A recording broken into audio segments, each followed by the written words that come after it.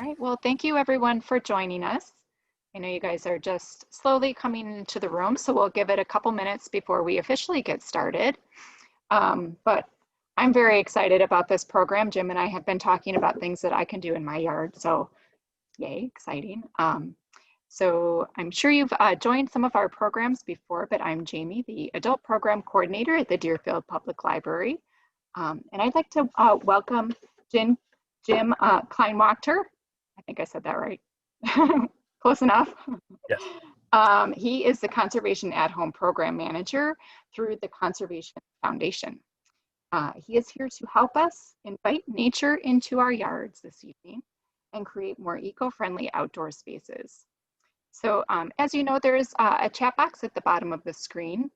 You're welcome to use that at any time during the presentation, and we'll get to those questions at the end of the program. And if you have anyone joining you, you can also put that in the chat box. So if you just have one, that's fine, you don't need to worry about it. But if you have more than one, we'd love to know. That gives us a more accurate attendance count for the program. So if you don't have any questions right now, I'm going to turn it over to Jim. All right. Well, we're a not-for-profit land trust, and there are land trusts similar to ours across the country. So we primarily function in Kane, DuPage, LaSalle, Grundy, Kendall counties in northeastern Illinois. We have sister organizations in Lake, McHenry, Cook, all the way out to Rockford and other parts of Illinois. But if you move to Oklahoma or anywhere in the United States, there are land trusts like ours. We've been around for almost 50 years. Our main property is in Naperville. It's the McDonald Farm, 60 acres permanently protected with a conservation easement. You can see where the road would have come right through the farm. It's all set up to make subdivision here.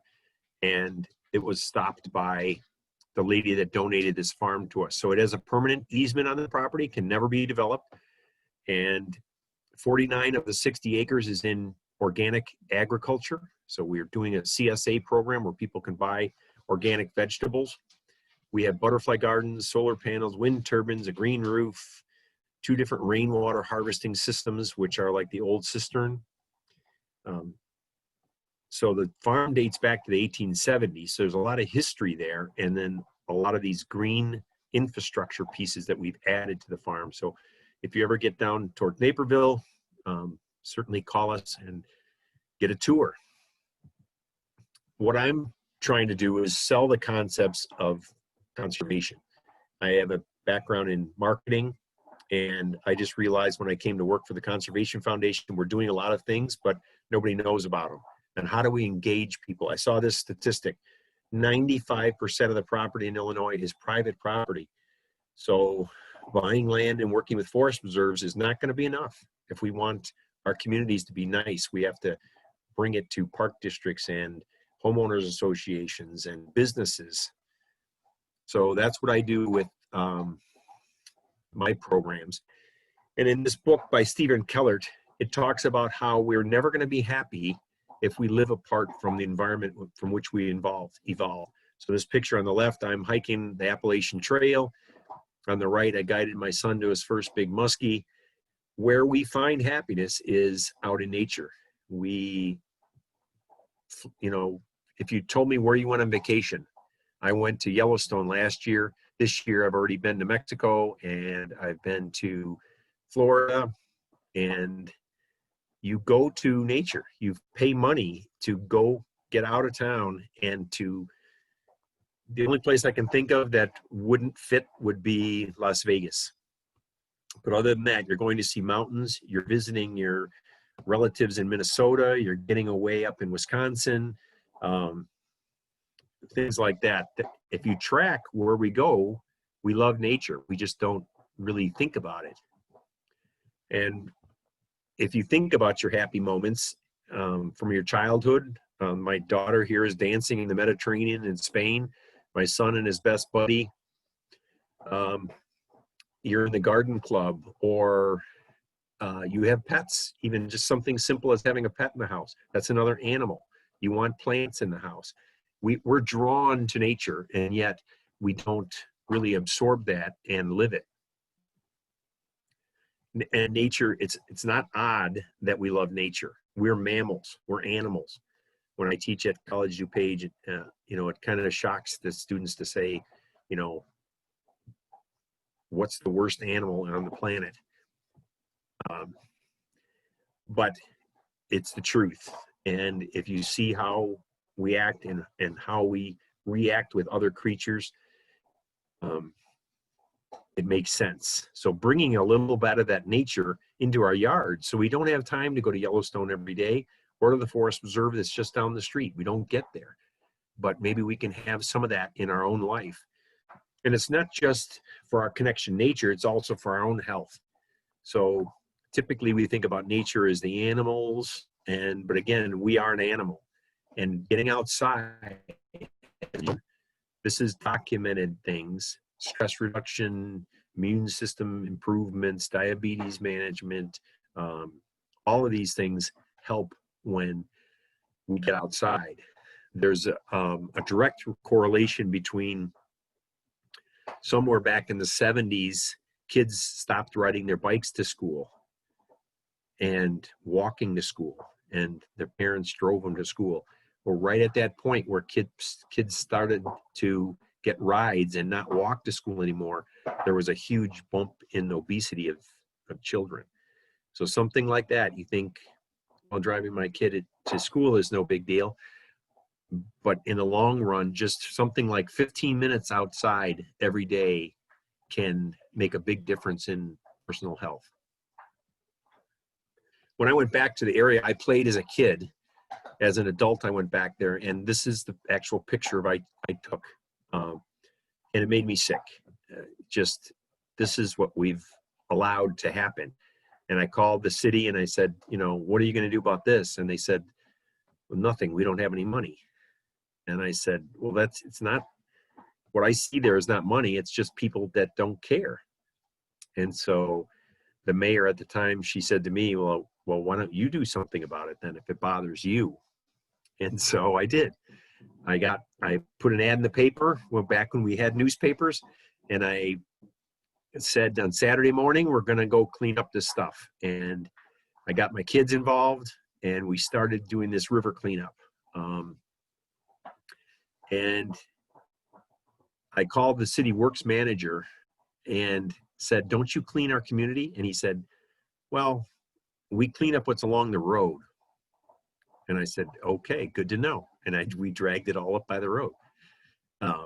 So we've been doing it now for over 25 years, tons of stuff later, engaging people in activities. That's what it takes to, you're not going to love the river unless you know the river, and you know the river by walking it and seeing it and smelling it and seeing the animals by it and engaging in those activities. We've gotten away from being connected to how nature works. The good example here, this little guy was running around the farm one day, and he went into a post hole that they had dug for some fencing. And they called me and they said, well, how do we get him out of the fence post hole? And I said, well, I know this one. I used to own a hardware store. You get a hoe from the barn and you go down the hole with the hoe. He'll kind of scoot to the side when this big metal thing is coming towards him. And when you get to the bottom of the hole, you let it sit there, and he'll come back and sit on top of the metal plate that's almost covering the bottom of the hole. And then you pull the handle up and you run. So down, pull it up and run. Got it? Well, 15 minutes later, they knock on the door. I come to the door and it's like, oh, what happened? And they said, it worked perfect. And I said, no, it didn't. And I'm laughing. And they said, no, it worked perfectly. The hoe came out of the hole. He was on it. He hopped off. He sat there right up by the hole. And I said, you were supposed to be running at this time. And they said, no, he just sat there and he looked at us. And I said, okay, then what happened next? And I'm choking from the smell. And they said, well, he was covered with clay and dirt all over his hair. And so we got the hose and we thought we'd rinse him off. And I was like, what's the matter with your brains? Do you not understand that they live in holes? They're fully capable of cleaning themselves. You didn't need to give him a bath. And he was telling you he didn't like it. So I strive to have people think better about the environment and how we can engage better in it. So I started the Conservation at Home program. We help people with these conservation measures on their residential properties. And we're up to 3,500 across the region now. It's hard to see in this picture, the resolution isn't good, but all the way from the lake shore, all the way up the Wisconsin border and across the Wisconsin border, we've had people engaged in these activities. The different colors you see are different organizations that are implementing my program now. We have 8 organizations that run it throughout the Chicagoland area, all the way down to St. Louis now, and parts of Wisconsin and Michigan. And there's a sister program for non-residential properties. So if it's a church, a school, you name it. And we've done places like the Shed Aquarium, Morton Arboretum, park districts, hospitals, county buildings, you name it. We can apply these principles I'm going to talk to you about today pretty much anywhere. And we try to educate people about why and how these programs work so that you have a little bit of knowledge that you can pass on to other people. So this side on the left, I want to train you to look at poor landscaping and try to visualize in your mind how it could be fixed. This was a site in Naperville, traditional landscaping of grass. They thought about putting tomato plants in there. They tried it one year, and it turns out that the people working in the building don't want to stay around after work and garden. So it failed as that. We turned it into a butterfly garden. And notice we put a path through there. I want people to get into the prairie and not just look at it from afar. I want them to smell it, touch it. That white flower right here is Penstemon digitalis. It's the heart medicine. Digitalis comes from this plant. And we clump these plants purposely and put low profile plants along the walkway so that it's purposeful and it's structured so that it looks pretty. A lot of what you see, I'll tell you more about it later, but a lot of what you see with native plants, people think is weedy and ugly. So when we work with the park districts, a lot of the parkland is not ball field. So we have to think about that, the fact that we're walking now or walking our dogs or we're walking with our grandchildren and we don't really care about the soccer field anymore.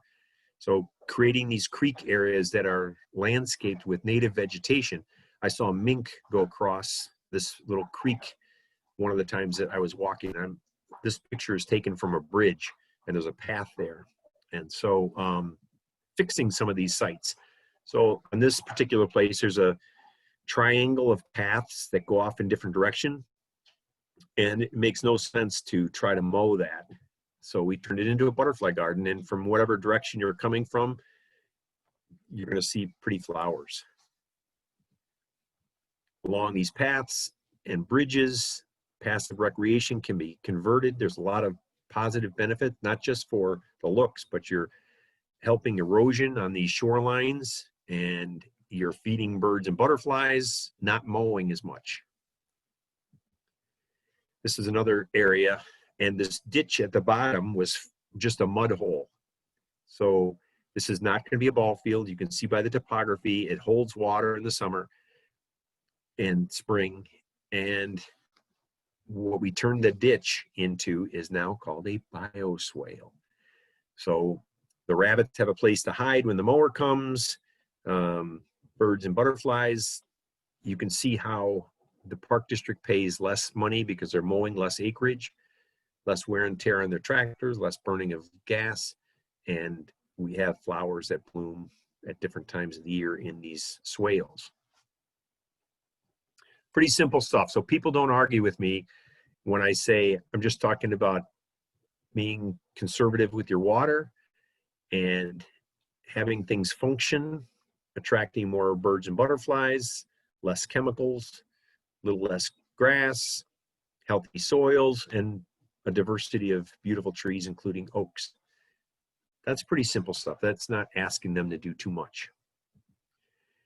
So where we start with it is kind of going back to the beginning and saying that our planet is driven by plants.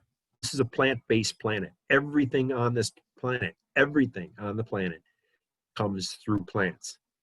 The air we breathe, the water we drink, all of these occurred because of the plants.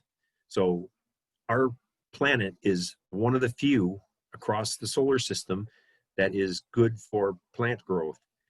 So the sun grows a plant, and it started with something simple plants like algae in the ocean, and developed more plants over time, much more complex plants. I'll tell you about them more later. But the plants created oxygen, they created atmospheric conditions, which created places that eventually grasshoppers and, in this picture, mice, snakes, birds, everything else comes from it. The waste from the animals feeds the plants. You know, it works. So understanding that plants are the lifeblood of the planet, they're not just something, oh, let's put a decorative plant over there. This is life. Then the next step would be, it makes a difference what plant you put. If I had a table full of plants and you were hungry, and there was a roll of sod and some geraniums and hosta and a bowl of bananas, there would be a fight for the bananas because we can see those plants and we understand that bananas are food. Or if it was broccoli over there, we would know that, oh, that's food for me. The same thing is happening with the wildlife. So this hummingbird here scans your choice of plants, and he chooses to not come or to come based on what he saw. So if you have the cardinal flower like you're seeing here, he's going to come and visit it. So what we've chosen to put in our landscape is what we're going to get in the way of wildlife coming to visit us. It's just cause and effect. So here's the evolution that we don't see. On the far left, you can see turf grass. I'll talk more about it later, but these plants have evolved in Illinois. Right now, you've chosen to work and to buy a home in Northern Illinois. So we're trying to say, why don't we think about incorporating the plants of Illinois into our yards during the time that we live here? If your next home is in Phoenix, you're going to be buying cactus. You should be understanding where you live and incorporating some of that stuff. So there's a lot of reasons, the evolution of the plants.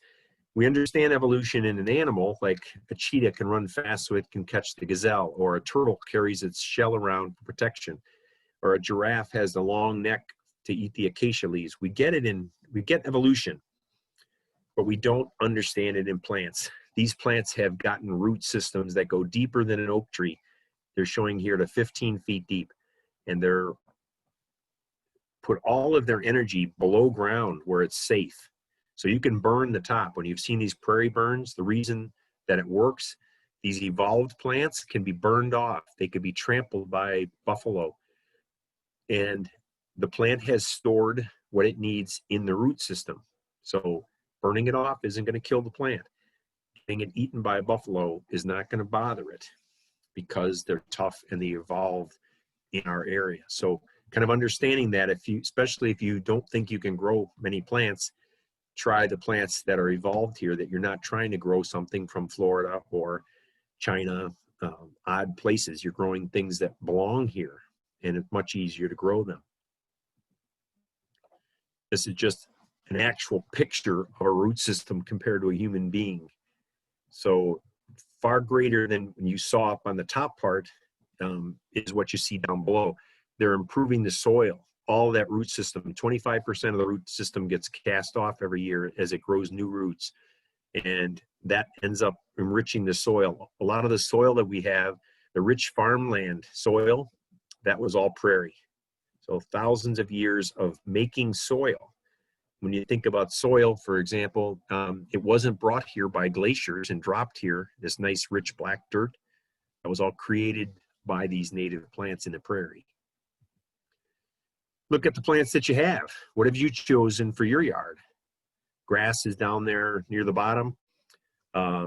Any plant that you're interested in, just Google it and find out where it came from. You could throw on here roses or lilacs, not native here. And I'm not trying to say these are bad, but they don't have function. So they're decorative. And if you love daylilies, you can have them, but they're not going to be feeding hummingbirds. And they're not engaging in absorbing a lot of that storm water. They're not making new soil here. They're not functioning and adding to it. When you think about function versus looks, inside the house, you would never stand for a house that had no function. You want your microwave, you want your stove, your refrigerator, your couch, your bed that you sleep in. Those give you function. You can have the little tchotchke plastic decorative things on the table or a wall hanging on the wall. Those are all decorative things on the side, but your core is function. Outside the yard, we don't think like that. We just put, oh, that's cute, put that over there. Oh, that's darling, let's put that over here, without thinking about function. We lose water absorption. We lost a lot of wildlife benefit, lost a lot of function in our yards. So I'm trying to sell the beauty and the function and improvement that you can get through these native plants. When you think of in the center here, this is iris, and there's a native iris and there's Dutch iris, and they're different. This blazing star is very attractive to butterflies. This one here.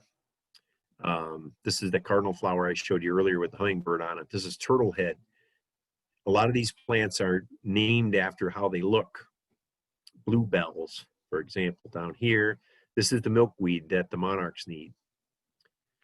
So just getting a little bit of understanding about that there are functional plants that are doing things, and then there are some that are just decorative. Roses, for example, very pretty. Some of them smell. They don't work here, and they better be darn pretty because they're a lot of work. So if you like them, there's nothing wrong with that, but understanding that they're not connected to the environment. So pictures of how are we going to do this and where would we put it? This is in the middle of I-55 going towards St. Louis. We can put this habitat right in the middle of the highway if we wanted to. One of the studies showed that butterflies, for example, that use this habitat, that yes, some of them got hit by cars, but 90% of them survived. So 10% would get hit by cars, 90% survived. 90% is a good amount of increase because of the habitat you've added. And there was a cute couple that I worked with. I went to their property and they said, can you help us identify what's what? So they have about a 3-acre property in DuPage County. And they said, well, what is this bush? And I said, that's honeysuckle. It's an invasive species. It should be cut out. Well, what's this one? And I said, that's European buckthorn. That's a nasty invasive, and that should be cut out. And they looked at me and said, that's about 80% of our trees. We'd have to cut down almost all the trees in here. And I said, well, yeah. But it was about a year later that they called me back and they said, we're done. And I said, what do you mean you're done? And they said, yeah, Doug was out there with a helmet at night with a light and cutting and cutting and cutting. And I went back and they earned a sign for their yard. You can see now the shagbark hickories and the oaks, and this is an open savanna. So what they had was a jungle of European buckthorn and Asian honeysuckle. And now they had this oak savanna, and there's little wildflowers popping up in the grass here that I was showing, that once the sun gets back in here again, you can see the sunlight coming through, that these seeds that have sat there dormant for years start popping up. And I said, now the next thing you need to do is to put up some bluebird houses. And she said, Jim, we've been here for 17 years. We've never seen a bluebird. Not going to happen. And I said, well, you never had a savanna, Carol, and this is what these bluebirds love. They love to hunt birds or bugs in an open savanna. No more than I said that, here comes a bluebird, and it flies in and lands on the horse fence. And she said, did you have that in your car? And I said, no, but when you build it, they will come. And we put up a bunch of birdhouses. She now had 2 years in a row now, she had bluebirds fledge babies in the bluebird houses in her savanna. So it does work. And when you see the problems, I go out to people's property all the time, a variety of different places, and ask them, what's the issue? Well, water is sitting over here. I have geese, the erosion of my slopes, my trees are dying, pond looks ugly, smelly, whatever the problem is, it's directly related to landscape changes that don't work. Here we go. So this is one of the biggest ones, all these geese that are sitting around. Now, this is not a pretty place for me to put a blanket down and have a picnic with my granddaughter. You know, it's covered with goose poop. It's probably been sprayed. I don't see any dandelions. So this has been herbicided. There's chemicals here and goose poop. You've got erosion here. If you were a fisherman, this would not be a good place to fish. And it's not particularly pretty. So why do we do this? And I'm proposing that we do this and this. So on these areas, the geese will not be here. Geese are terrified of the prairie, and they will not walk through this. Their predators hide in there, the fox and the coyote. So they're gone. They'll just fly to some other lake. And you see things down here. In fact, you can see my pointer. This is arrowhead. It's growing right in the water. And then as it comes up the slope, it changes to different types of plants that are up on the upland part. You've got dragonflies flying. Now, this is a good place to fish. So instead of the geese, you're going to have herons, and you're going to have frogs and crayfish and things for the bass to come in. The water quality is better. You see the beautiful blue water and reflection of this cloud. So I'm trying to sell these concepts. Some HOAs, some homeowner associations say, well, we don't want those weeds along our lake, and try to tell them that it's a better solution. We have problems across the area with excess nutrients. It's called eutrophication. And I teach this at the college level. And it's coming from the fertilizer we dump on our lawn. It's coming from leaves that are breaking down. We rake them out by the street and they wash into the storm drains. Coming from a variety of places, even sewage treatment plants release a lot of nutrient into the water, causing algae bloom. The algae bloom causes low oxygen, and the oxygen will eventually kill the fish and other things that are in the water. One way to solve this would be through plants, and the term is called phytoremediation, where plants remove pollution. They're doing it in Chicago. They're pulling polluted soil, and the plants are fixing the soil. It's cleaning the air, and they're cleaning water. So we don't see them clean it, but it's happening, and it's documented in many different cases in Lake County, not too far from where the library is. They're pulling water out of the Des Plaines River, and they're running it through constructed wetlands, and it comes out crystal clear. It's called the Lake County Water Demonstration Area. So grass, here's one place I used to sell fertilizer. The bag of fertilizer you buy, this is a Scott's fertilizer 3204. This is nitrogen and phosphorus and potash. So heavy, heavy nitrogen, and our lawns don't want nitrogen in anywhere near that level. You'd be much better off to put a 666 or a 10-10-10 fertilizer, a much more balanced fertilizer. You paid all this money for nitrogen that you don't need, and it's washing off into the rivers. It's not good for the grass. It grows the blade quickly, but you don't really want, you want healthy lawn. You don't want to mow it twice a week, but that's what you bought.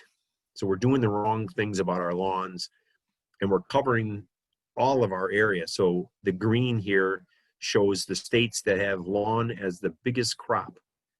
In Illinois, there's more grass than corn and soybean together. And corn and soybean has a crop that we can sell. Lawn just costs us money. And the only states that are not lawn are either mountainous states or desert states, or states that are very few people in them. People have this addiction for grass lawns.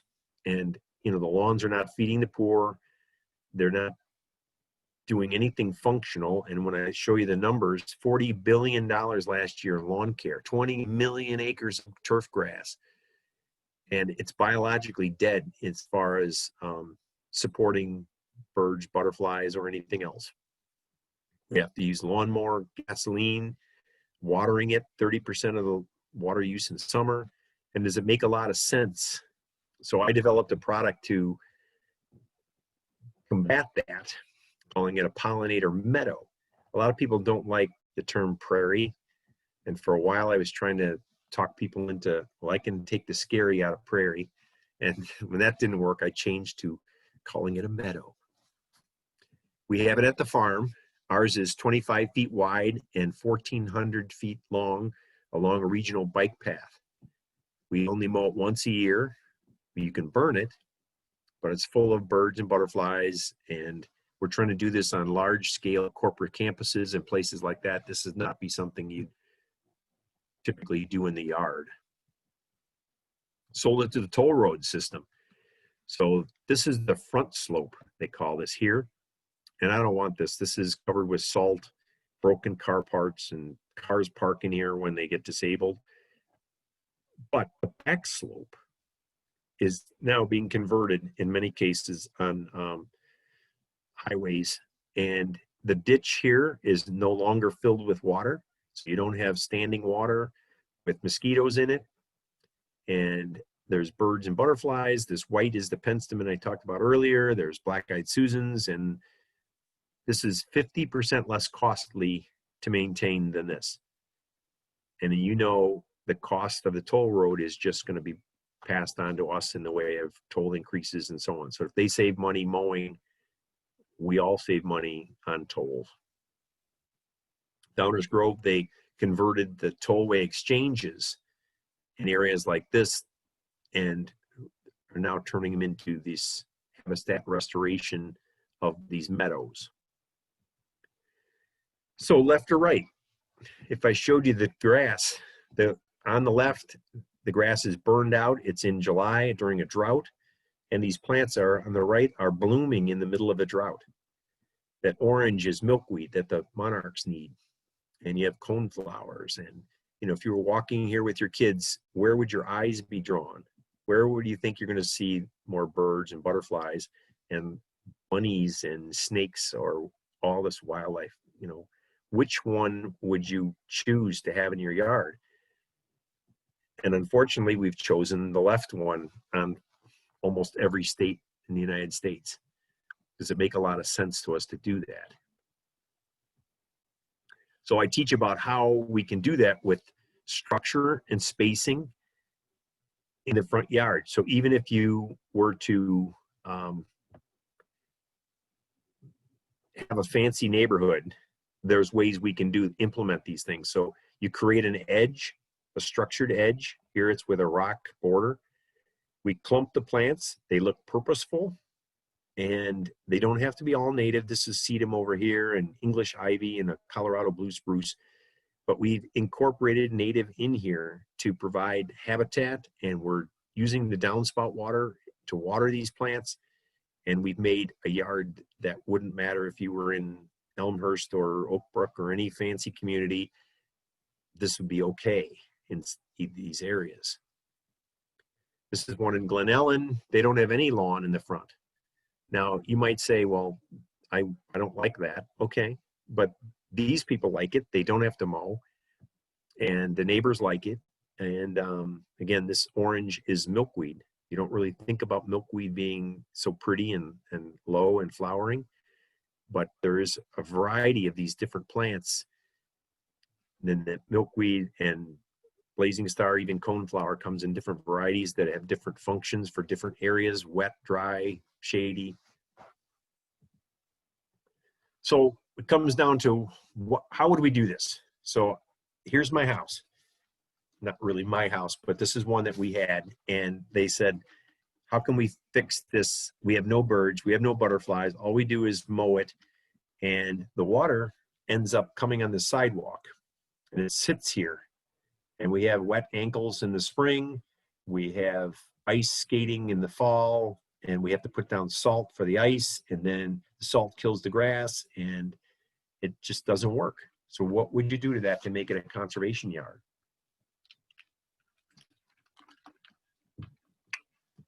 Boom.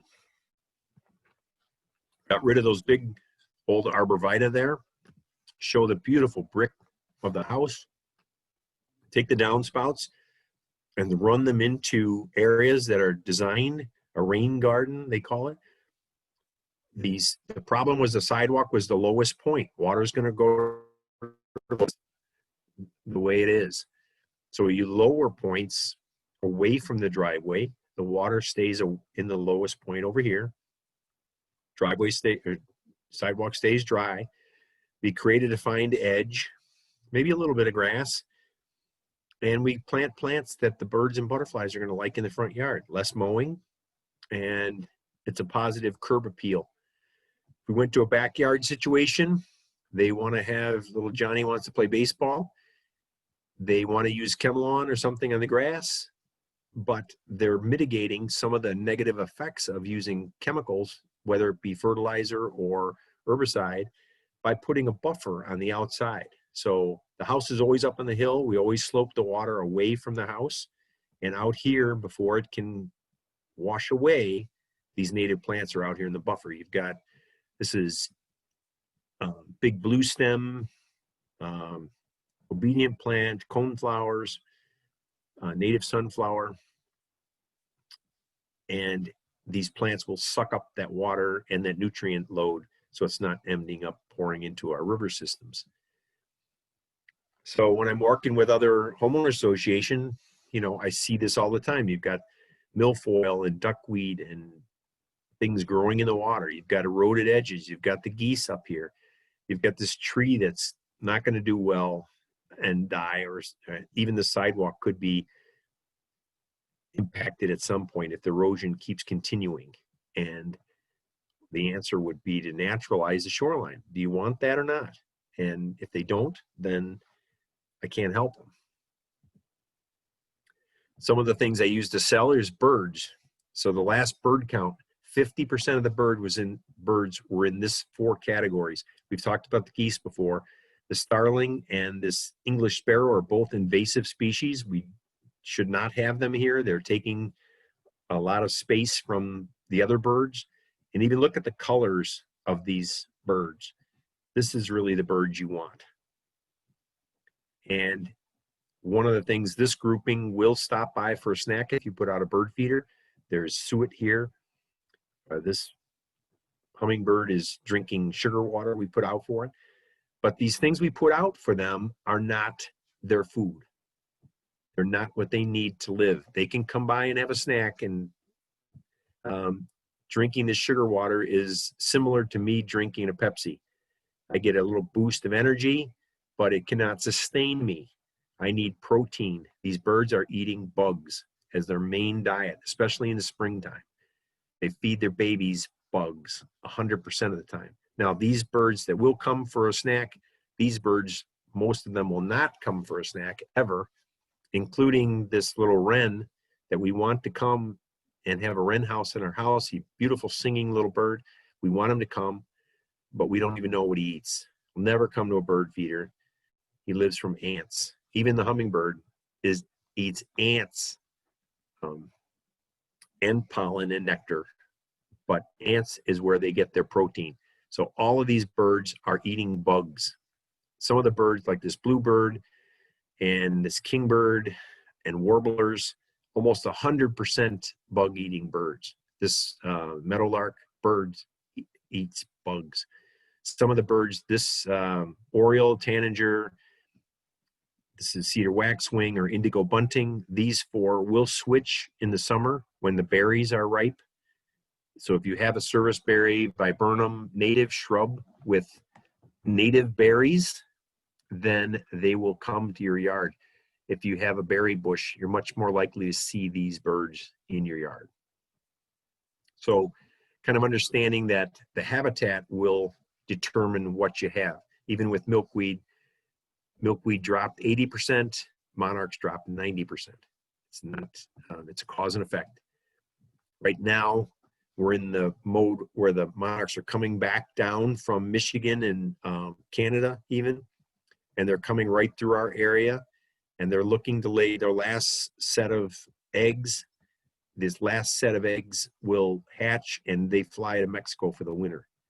So it's amazing migration that comes through in the spring and back in the summer. Some stay all summer long here. And we can stop this, or we can continue it by what we do with landscaping. And it's a wonderful story of the monarch. Nothing wants the milkweed, very few things. It's poisonous. And so deer won't eat it, dogs won't eat it, rabbits won't eat it. It smells funky. The plant has made protection to keep it from being browsed. And the monarch found a way to eat that poison. The caterpillar becomes poisonous. It pupates into a monarch butterfly, which is poisonous, and the birds don't want to eat that. So it's a wonderful story, and to have some of those things in your yard. And what I'm talking about with all of these things is pretty simple things: food, water, shelter. That's all they need. And if it was solving water problems in the yard, we're calling them a rain garden, but it's basically using wet spots to plant wet-loving plants in those spots and solve problems working with Mother Nature rather than against it. So if you were sitting on your deck looking out at a problem area, this used to be like a pond and it killed all the grass there. Now we've made it a rain garden, and it's one of the beautiful features of the yard. A few rocks and decorate it up. We're trying to keep the water out of the drain system. So we have flooding, we have a lot of problems. A lot of times here the road is high and it's all been engineered to drain into this drain head. We plant the top side of it with water-loving plants and let that rainwater come down through here and get absorbed here rather than pour into here with all the chemicals that it's bringing from the road, salts and different things off the asphalt, come down and pour into here. Now, let's say you don't live anywhere near the river. Well, this is connected and you don't see it, but there's an outlet pipe and causing environmental damage. So kind of giving the people the understanding that it doesn't matter how far you live, we're all connected to the waterways.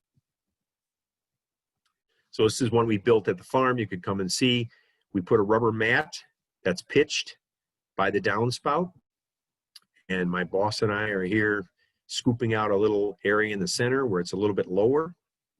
You can see the air conditioning unit over here that is pretty ugly. There's another downspout over here that you can't see that's going to dump in over here. And these rocks are going to be put on top of this rubber mat to slow that water down so it doesn't come shooting down here. It trickles in and boom, we have a rain garden.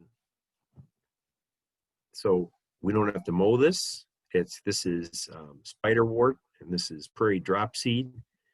This one actually can eat gasoline and oil. They're using it on gas stations to mitigate problems with spills of gas in petroleum products. It can break the carbon atoms, shred it up and eat it. These plants are really amazing if you kind of stop and understand them a little bit. We're selling rain barrels to try to help people understand about rain as a resource. It's not a waste product that we have to, like, let's get that stuff out of here. Let's push it off to my neighbor or do something with it. You know, rain is a wonderful resource for plants and pets, and grandma used to wash her hair with it, but we don't think of rain as a good thing anymore. This is a cutaway of the rain harvesting system we have at the farm. That's what it looks like on top now. And all the native plants around some of the ponds that we have. The big rainwater system we have is 25,000 gallons. It's 40 feet square and 7 feet deep. And we use it to irrigate the vegetables with just rainwater. We do a lot of educating about trees. The first grouping of trees are ones we don't have enough of anymore. We've overplanted maple and honey locust to an unbelievable amount. We would have had in this category here would have been ash trees that were green ash, were overplanted, and we had the Asian beetle that killed all the ash trees. When we get out of balance and these 30%, almost a third of the trees are maple now, you're just very vulnerable. We want to add diversity to our tree plantings and tell people that, you know, this is a white oak right here, and this is like their prized tree. When I went to visit them, people say, oh, we just love this tree. Well, grass is the worst thing you could have over the base of a tree. It's not natural. It never was there before. Any woodland area you went to never had grass. These leaves that fall are meant to feed the tree, and yet we can't have them here. We have to rake them up and bag them and haul them away because they can't stay on our precious grass. So we're doing the wrong things for trees. The trees aren't living as long. They're having tremendous amount of problems. That all the acorns that fall that would make new little oak trees are not able to survive because of the mowing here. Lots of problems we have in our natural systems. And I try to show pictures of if you got the grass out of there. Look how these Virginia bluebells and trillium and bloodroot and some of these beautiful plants. This is wild geranium. This is woodland phlox. And these sedges are grass-like, but you don't have to mow them. How pretty these shaded areas could be if we would leave them and we don't have to mow them. We try to do a lot of education about the leaves. Leaves are a beautiful thing that should be enriching the soil, and we're bagging them and hauling them away. So what are we going to do with these other properties now? This was one in Aurora that we worked on. It was a field next to this factory here and filled with geese, and all they did was pay someone to mow it. We converted it to a meadow, and people now come out and walk. They put hiking paths through here, and there's birds they can smell. It's cooler because the plants are mitigating some of the heat of the summer by their evaporation of the water that they have. This lovely school, they called and they said, can you help us with this area? And I rubbed my hands together that this is like Death Valley. So how could you make it any uglier than it already is? So boom. And these aren't going to change the world, but they're changing the outlook for some people that are doing it. This was the Brook Library. The kids won't look out the window. There's a children's reading area here, and no one wants to look out the window. So we change it. We put in a butterfly garden, and we put in a bird bath and a log and a bird feeder. And immediately this is taken over by chipmunks and birds coming in here. And the kids are now looking back out the window again, and we're absorbing water and doing a lot of good things in these areas. And again, reducing their mowing. So that's what we're trying to do with the Conservation at Home program. And I've put a slide together. If you're in DuPage or Kane County in the western counties, you can contact me. If you're in Lake County, Mary is the one that covers Lake County, and in Cook County, you start with Val. So all the things I talked about tonight are available throughout the region, and I want to take your questions now, things that have come up during the presentation that you would like more definition on. Yeah, Jim, so we have a couple questions here. Melissa is asking, where exactly is the Lake County remediation area? I think the water I don't know demonstration. exactly where it is. It's along the Des Plaines River. I think it's closer to the Wisconsin border, like Okay. up that way. But if you want to email me, I can give you the exact area that it is in. Okay. So I can include that in the follow-up email then. Sure. See, we have a question. I think I know what they're asking. How often, let's see, how often are plants going to stabilize the land or ground before the rain and after the rain? How often, or for how long does that take effect? Well, a lot of other than the meadow that I talked about that we seeded, the rest of them, we would suggest putting in plugs. So you can get small plugs, pint size or gallon pots, and they will start doing that immediately as soon as they get put in the ground. Mm-hmm. So you can have pretty quick results by putting the plants in. They've been grown in nurseries. They have big root systems already, and they take off fairly quickly. So that would be what I would suggest to get it going quicker, would be to put the plants in the ground rather than seed. Okay. Jennifer is asking, are there any programs that you can get where you can get free seeds from if you commit to creating a natural area in your yard? Do you know? There's a number of places that you can get seeds. Right now, a lot of places are allowing you to harvest seed. So I had people today come to the farm. We were harvesting that prairie drop seed, milkweeds, other things like that that you can harvest and reseed them in your area. The only thing with seeds is that it takes 2 to 3 years for a native prairie seed to germinate, and it takes a lot of time making all that root system. So you don't see the flower plant for quite a while. So you have to be very patient with seeds.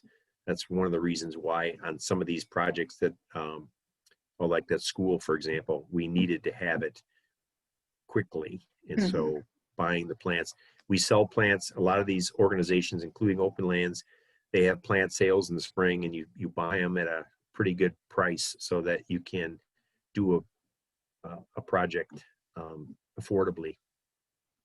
So is there a way to start with, is there like an annual seed that you could start with to begin with and then kind of incorporate the perennials?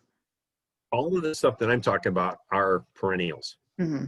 So we want long-lived perennials that function and come back year after year. So they're all perennials.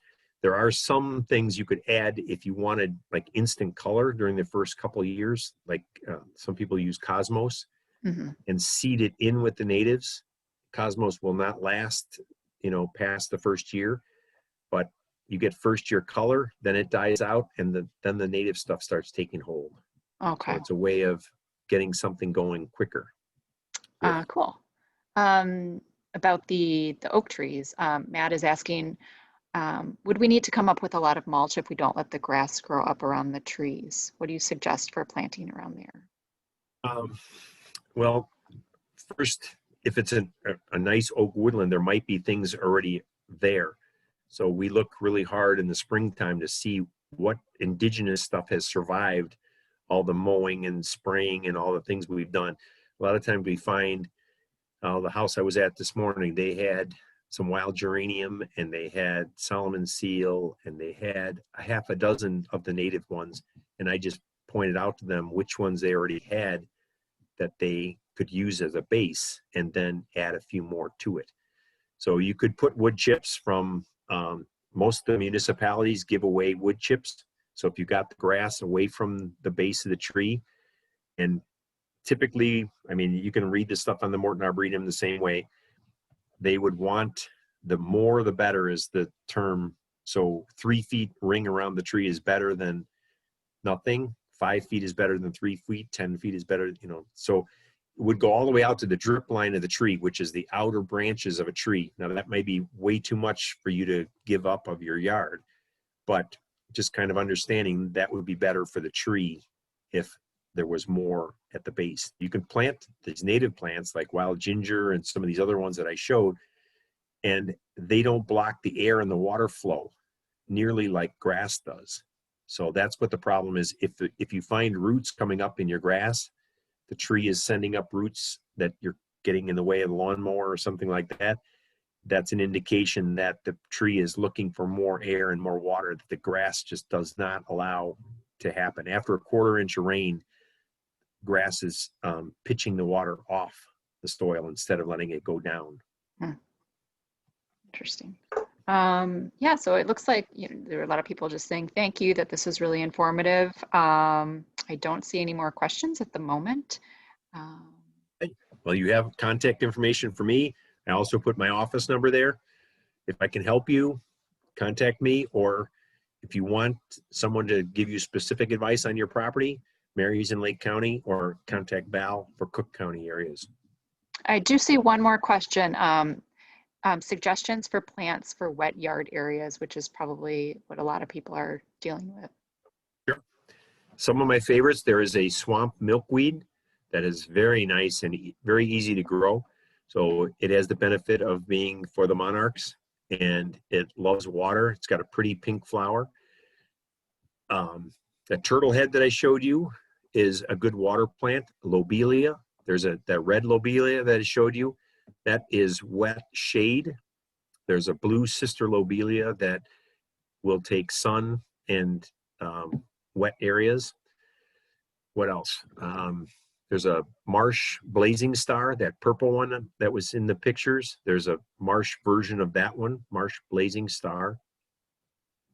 The iris is blue flag iris is another good one for wet areas. Those green sedges will fill in like a grass would be in a wet spot. So there's a number of things. If you Google rain garden or go on our website, theconservationfoundation.org, you can look at rain garden plants. Awesome. And this program is being recorded, so I will send out a follow-up email with the recording and with some of this information as well. And you can always contact me. I can go back and forth with Jim a little bit if you guys have some questions that weren't answered tonight, if you think about them later. But otherwise, this was just great, really informative, and no more grass. How about that? Okay, well, if there's anything else we can do, you know how to get a hold of me. All right, I'm going to share my screen really quick. We have a couple programs coming up that we're excited about, and just kind of show you guys what's coming up soon. So get rid of this.